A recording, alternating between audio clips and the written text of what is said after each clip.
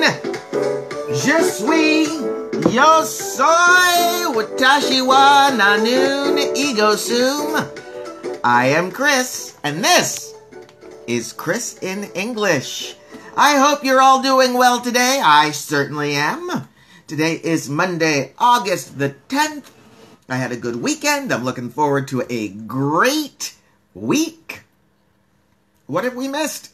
What have we missed in these last 2 days when we haven't been together? Well, I didn't do much this weekend, I'm afraid. I cleaned my house. I guess that's a good thing. Got some chores done. Today is laundry day. Yay. Everybody say it with me. Yay for laundry day. Let's see, what else did I do? I played a game online with a friend. We played a game called Go, which comes from Japan. For all of my Japanese students out there, I played a Japanese game this weekend. I've played Go before. It's a complex game.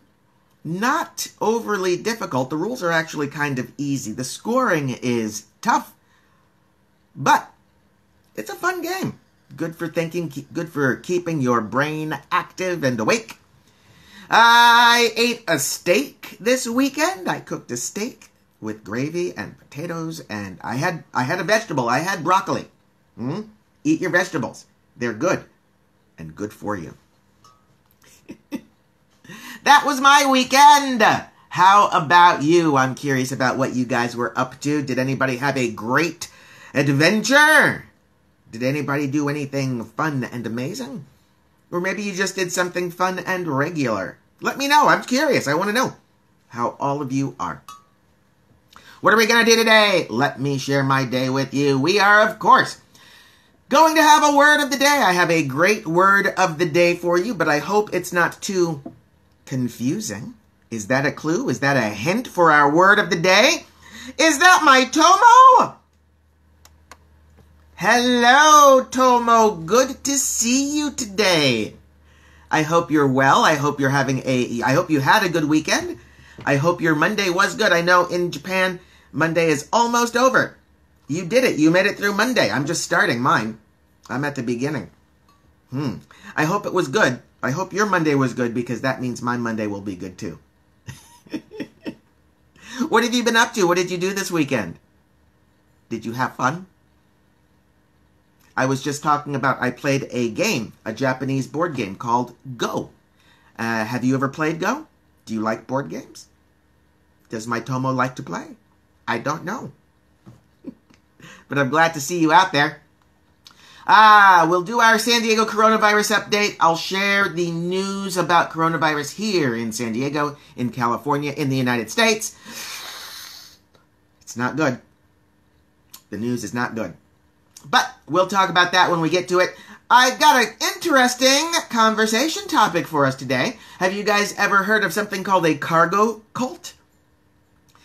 Yes, we're going to talk about cargo cults today. We're going to talk about an island in the South Pacific called Tanna, where they see Prince Philip of England as a god, and they revere the United States as deities because we bring them stuff. So we'll talk about cargo cults today, Nemo. We're going to talk about the cargo cults. I'm glad to see you. I hope you're doing well. Of course, we'll have our phrase of the day, little bit of grammar, and then our question of the day as well. Let's get started. I'll start with the coronavirus update here in San Diego. It is not good news. It's not good news. How are things going in Switzerland, Nemo? I hope things are better than here. In California, it turns out that all of our tests are wrong. Our tests haven't been working. Our tests have not been accurate. That means we have not had any accurate information about how many people have contracted coronavirus, how many people are sick from coronavirus. I'm sorry, did I say phrase? It's going to be a word of the day. It's going to be the word of the day, Nemo.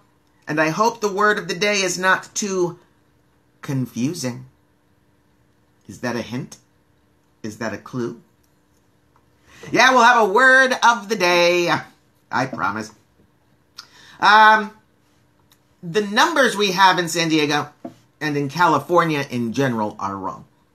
Here are the numbers. 563,000 confirmed cases with 10,365 confirmed deaths. Hey! Yaz is here! Good to see you! I'm glad you made it to the show this morning. So could be better, but it could be worse. Well, that's the thing, Nemo. Because our testing is just wrong, we don't know. We have no good information. We don't know if the number I gave you is too high. Hi! Yes? Good timing. Hi! We don't know if the number I gave you is too high. We don't know if the number I gave you is too low. We don't know by how much the number is wrong. Our testing process has been completely... I won't swear. I won't use bad English for you guys. I will model appropriate English. Our testing policy has been fouled up. We're hoping that we will get some real numbers this week, and I, of course, will share the real numbers with you as they come in. Confirmed cases in the United States, 5.05 million confirmed cases of coronavirus with 162,000 deaths. Of course, those numbers can't be accurate either. If California's numbers are wrong, that means the numbers for the entire U.S. are going to be wrong because of California. But they are probably somewhat correct. Certainly not going to be much lower than that. But even though our numbers are going up, it is important to learn bad words, Nemo. That's true. That way, when you're walking down the streets of San Diego and someone says a bad word to you, you know what they're saying. But I bet, Nemo, I bet you have seen enough American movies that you know just as many bad words as I do. Maybe you know more. I don't know. I know a couple in German. I know a couple. Exactly two. There is a town in the United States called Sturgis. Sturgis, South Carolina. The state is South Carolina. Sturgis is the city. And that's famous. It's where Harley Davidson, the motorcycle company, was started. So it's famous for that. And because the motorcycle Harley Davidson was started there, Yuka! So good to see you. Good morning to you, or good evening to you, depending on where you are, my Yuka friend. There's a motorcycle rally this week in Sturgis. Oh my God, yes, he is Nemo. I don't think Samuel L. Jackson has done a movie where he hasn't used bad language. Maybe Jurassic Park. I don't remember if he used bad language in Jurassic Park. I'll have to find out. I'll have to watch Jurassic Park again. Yana! My Fanta, good to see you. I'm glad you made it this morning. We're talking about the motorcycle rally that's happening this week in Sturgis. If you're interested in motorcycles, you can go online. You can go to Sturgis Motorcycler, for the people, motorcyclerrally.com. And what's cool is they have cameras set up so you can watch all the motorcycles go down the street. 10,000 motorcycles are expected in this small town this week.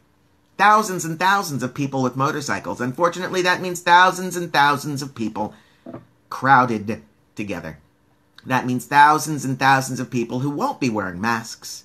That means thousands and thousands of people who are risking coronavirus. And since it's a festival, these people are coming from different cities and different states. That means they're going to go back to their home cities and home states and potentially infect their family and friends. I hope they have fun. I hope it's worth it. What's ya saying? Say, babe, because I don't speak English. You're from Colombia.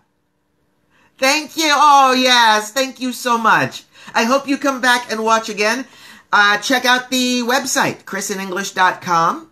You'll see more videos of me. You'll see grammar lessons, you'll see vocabulary lessons, you'll see reading activities, you'll see everything. But thanks for coming to the show. I'm glad you like it.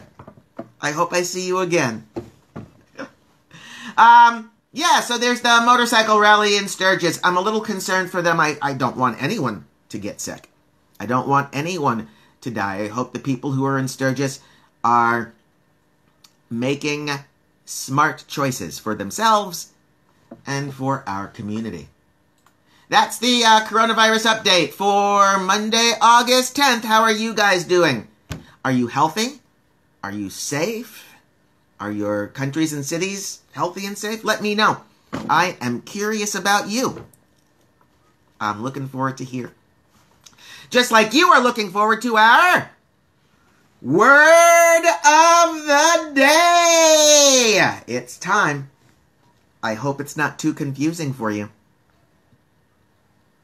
Look at this delicious cup of coffee. It's telling me to take a sip. I'm going to listen and do what it says.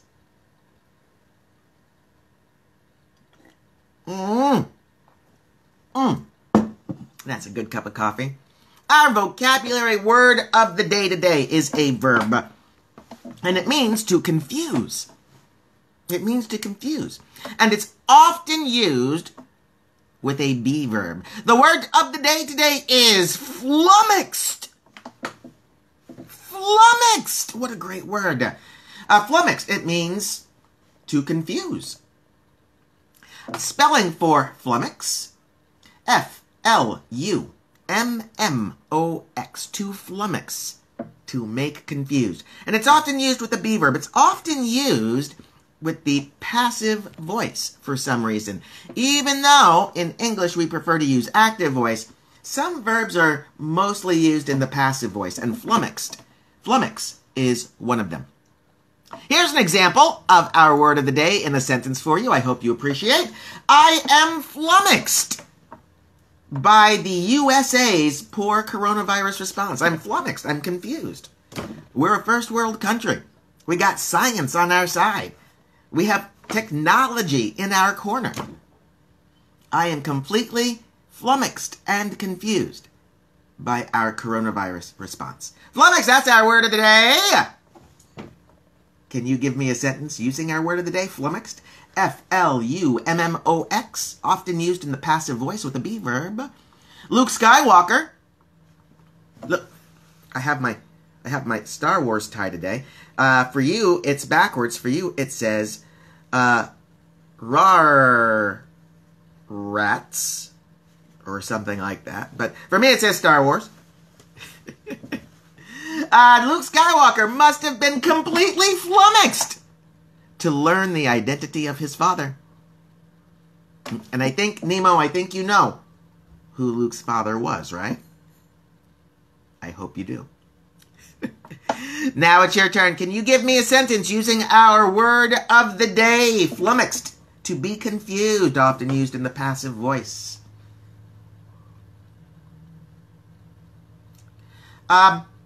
There's a thing in the world called a cargo cult. Cargo, things that are carried and delivered, like mail, like packages. And a cult, C-U-L-T, is a circle of people who believe something unusual.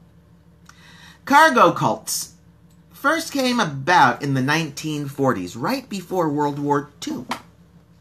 A soldier, an American soldier, landed on a South Pacific island called Tanna, and he brought things with him.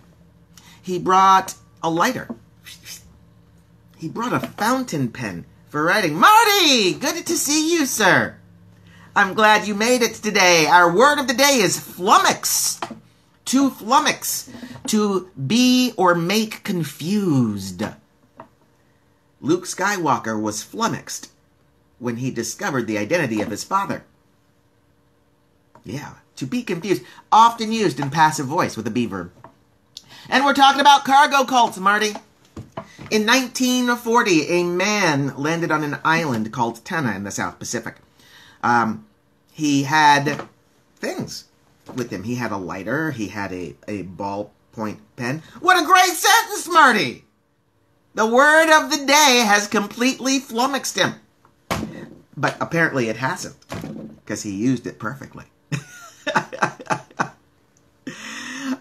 When the people of this island saw this man, they asked him what his name was, and he replied that his name was John from the United States. Now, they didn't really understand English all that well. Their English was much worse than mine, much worse than yours. So really, all they understood was his name was John from. They thought that he was a guy named John from. And that the United States was this marvelous and imaginary place. Trump flummoxed me all the time. Nemo. Get in line. You're not the only one. He's a confusing man at times. He's a flummoxing person. Yeah. I told you I don't want to share any bad words with you this morning. So we'll just say that the president flummoxes me as well. The people of this island, Tana, saw this man who they called John from, and they thought he was magical because of these things that he brought with him. A lighter. A lighter. This man could make fire on call. A ballpoint pen. This man could write down on things. He could write on skin even. Oh, Nemo. Oh, Nemo.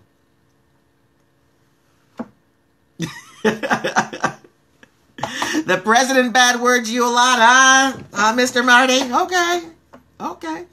The president is often flummoxing. Sometimes I feel the flummox right here, if you know what I mean.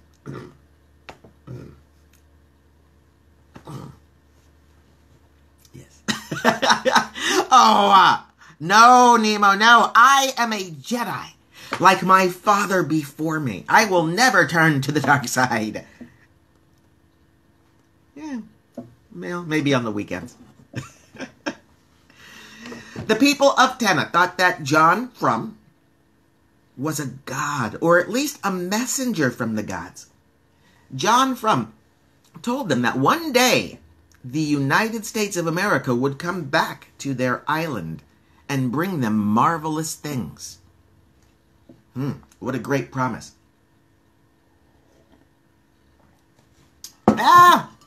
Never discount the possibility. Never discount the possibility. Mr. Marty's asking, what if the United States is on the dark side?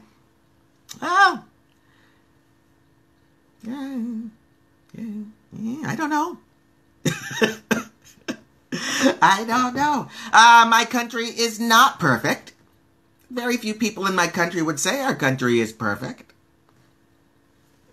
I don't think we're on the dark side, though. I think there's too many people here who want good in our world for the entire country to be said to be on the dark side. But who knows? I don't think people who are on the dark side know that they're on the dark side. How about that? Huh? How about that for a flummoxing conundrum? 1942. 2 years after John from on the island of Tana, World War II is in full force around the world. The United States is involved, and the United States has decided to use the Pacific island of Tana as a staging ground, a place where they can keep their equipment so that it's closer to the war theater. Theater, interesting. We use the word theater to describe the place where wars are happening. We also use the word theater to describe an operating room in a hospital. Interesting. That's why there's no such thing as pure evil, kids. You're right, not pure evil. Only partially evil.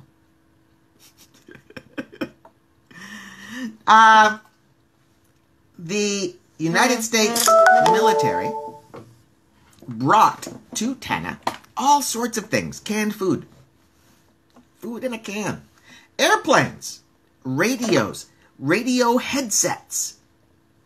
The people of Tenna watched all of this, and they decided somehow that all of this equipment, all of these great things were being brought to the soldiers by some sort of god. And the reason why these gods were giving the soldiers all of these goods was because the soldiers were doing these strange things. Marching with rifles, raising a flag every morning and taking the flag down every night, singing songs. So, the people of Tenna started doing these things themselves. They learned how to march like an army. They got an American flag, and every morning they raised it, and every evening they lowered it. They built an airplane out of trees. They carved, out of wood, they carved radios and headsets. They didn't work, of course, but they looked like headsets, and they looked like radios. They were copying the soldiers in an attempt to get this god, USA, to give them cargo too. Wow. Wow. Cargo cults, interesting to me. People who have decided that people like Prince Philip is a god, that the United States is heaven. Cargo cults. Interesting stuff. If you're interested, there's a lot of great information you can find on YouTube, online. Cargo cults. And here's the thing, they still exist. There's a documentary about them, and there's a movie called Tenna, which won the International Film Festival Award last year, that is about the island and its people. Mr. Marty is telling us that commas are important. Commas are important, yes. It's the difference between there's no such thing as pure evil, kids, and there's no such thing as pure evil kids. Yeah! That's a powerful comma there, isn't it? That's a powerful comma. Nemo is asking the question, what is the best word in English to make a compliment, and the worst word you can say to someone, from my point of view? What is the best word in English to compliment someone? That's a good question. We'll start with the compliment.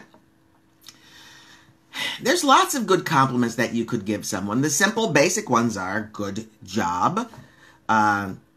You did well. Nice work. Excellent.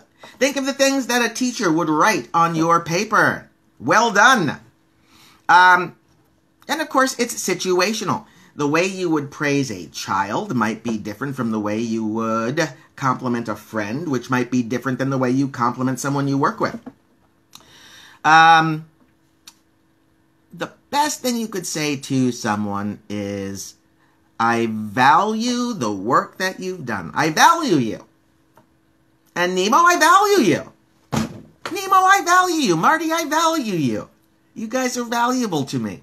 Not in a monetary sense, but in a relationship sense. Yeah. So I would say that's probably the best compliment that you could give to someone. To tell them, to explain to them, to help them understand how valuable they are to you. What is the worst thing that you could say? And Marty is probably correct. It would probably be a racial or sexual slur, which I'm not going to repeat. You're smart people. You can go online. You can find these things yourselves if you want to. I will tell you this. When you are in the United States, Marty, Nemo, you guys were in the United States. I don't know if you experienced this, but there are some words that you can use in the United States that could get you in a fight, that could get you hurt, that could insult someone so much that they would feel it was appropriate to hurt you. So we do have to be careful with the words we use, the compliments that we give, the insults that we dish out. Yeah.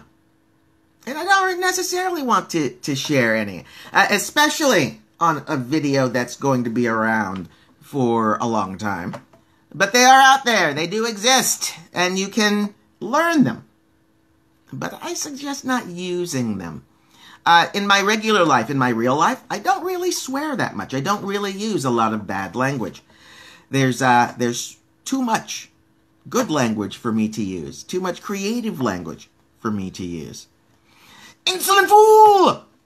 You insolent fool! Oh, yeah. That's a good one. Mayo, my oishi is here. Delicious, delicious oishi. How are you? I hope you're doing well. Our word of the day today is flummoxed. To be confused. To be confused. Often used in passive voice. I am flummoxed. By the United States coronavirus response, Luke Skywalker was flummoxed to discover Darth Vader was his father. I hope you're doing well, my oishi. I hope you're doing well. Oh, where are we for time? We're just about out of time. Let's talk about our question of the day. We talked about cargo cults, people who thought that a soldier from the United States was magical because he had a lighter, because he had an airplane, because he had a ballpoint pen. How about for you? What is the closest thing to real magic? When you look around your life, when you look around your world, what is the closest thing that you have to real magic?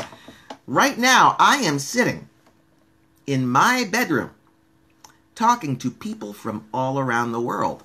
If that's not magic, I don't know what is.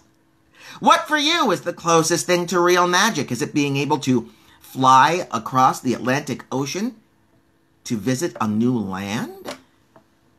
Is it the ability to turn on a video screen and see pictures from halfway around the world?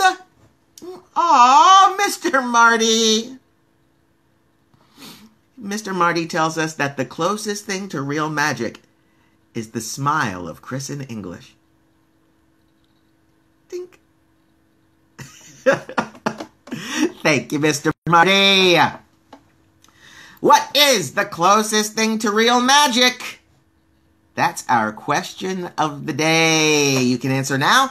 You can answer when I post this on Instagram or on YouTube, or you can send me an email. I'd love to hear from you. Chris@ChrisinEnglish.com is the email address, and the website is ChrisinEnglish.com. Mr. Nemo is telling us that being healthy every day is the closest thing to real magic. Wow, that's not far off. That's not far off at all. Even 100 years ago, health was a very different thing for us from what it is now. 200 years ago, in the 1800s, 1820s, we didn't have surgery. In the 1820s, we didn't know to wear masks or to wash our hands. We didn't really understand germ theory. Yeah, the ability to stay healthy is close to magic. All right. This was a great morning. Thank you, guys. What a great show. Today we talked about flummoxed. We talked about cargo cults. We're talking about the question of the day. What is the closest thing to real magic? We ran out of time for grammar, but we'll hit that grammar tomorrow, I promise. Until then, please remember, my name is Chris. I love you all, and I look forward to seeing you guys again tomorrow. Uh-oh, wait, we got one more here. Very cool card tricks cannot go unmentioned. Yeah, I love me a card trick.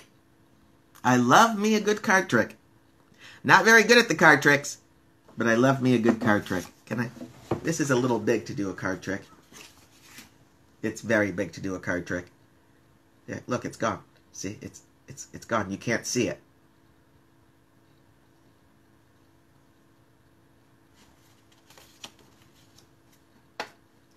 You are a great class. Thank you very much.